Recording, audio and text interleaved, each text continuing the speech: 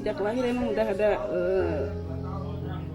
istimewa istilahnya gitu ya, karena proses persalinannya yang mungkin belum waktunya, yaitu karena sesar, karena belum 9 bulan tapi udah pecah ketuban, jadi harus ditanganin dengan sesar, kata dokter begitu. Jadi untuk perkembangannya dibanding anak-anak saya yang lain emang beda gitu.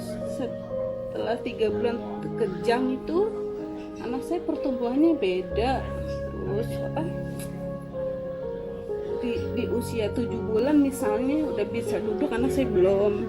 Terus saya ikhtiar, saya terapi, dianjurin sama dokter sudah terapi, kita udah jalanin terapi, tapi memang butuh kesabaran yang ekstra, kata dokter begitu. Jadi untuk hari-hari ya, terus untuk tiap harinya emang Kania kan butuh protein tiap hari harus masuk protein gitu ya. Saya berusaha untuk mencukupi kebutuhan protein Kania dari hewani maupun dari yang lain gitu. Harus masuk protein tiap hari. Terus untuk di rumah Kania perawatan seperti ya yang lain, kadang-kadang kata dokter saya suruh terapi di rumah yang dokter terapi saranin, saya lakuin. Misalnya terapi PR, kerjaan rumah terapi, saya lakuin pelan-pelan, biarpun kadang-kadang dia merasa nggak nyaman, kadang-kadang merasa sakit gitu, tapi emang itu harus dikerjain setiap hari. Kalau enggak, soalnya anak saya ini kalau enggak, ini badannya kaku gitu, kalau enggak ini badan tangan terus badannya kaku gitu. Jadi emang harus rajin digerak-gerakin begitu. Untuk perawatan sehari-harinya ya, untuk makan ya biasa seperti anak-anak yang lain istilahnya, cuma bedanya anak saya umur segini belum bisa makan nasi. Kalau makan nasi tuh ketelak gitu, maksud tuh kesedak nggak bisa, jadi saya harus halusin biar agak halus begitu. Terus untuk itu ya saya berusaha untuk sosialisasi ke depan, keliling rumah biar dia tahu dunia luar gitu.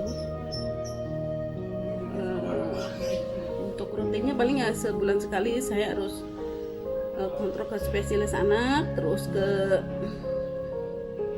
dokter terapi. Untuk setiap hari-harinya saya ngurusin anak-anak yang lain juga. Saya juga harus terapi ke rumah sakit seminggu 2 kali untuk terapi Kania-nya.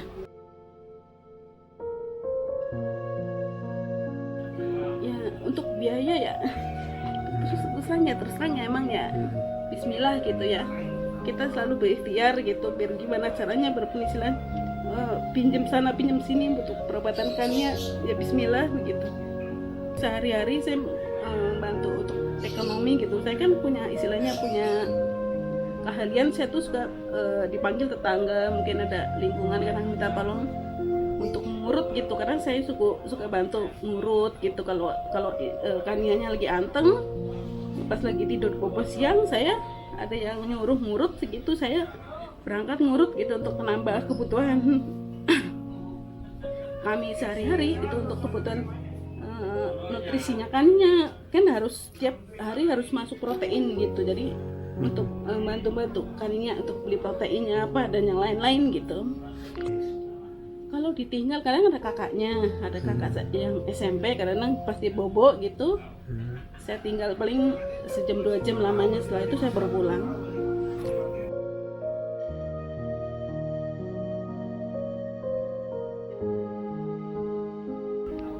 Saya sangat berharap Kania bisa seperti anak-anak yang lain gitu, bisa makin gitu, bisa normal seperti yang lain gitu Pak. Saya sangat berharap, karena alhamdulillah anak saya yang ketiga semuanya normal, cuma yang ini karena mungkin ujian buat saya, atau mungkin saya harus lebih sabar dan ekstra sabar ya. Mungkin ini anak istimewa buat kami, ujian buat kami, agar kami lebih sabar gitu Pak.